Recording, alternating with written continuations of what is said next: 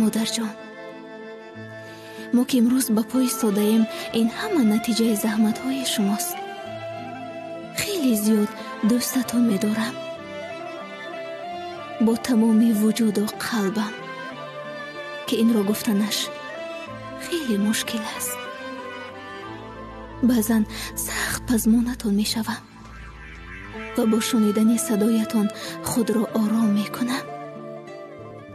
شکر خداوند که تو را کنار خود داریم، مادری بهتر از جانم.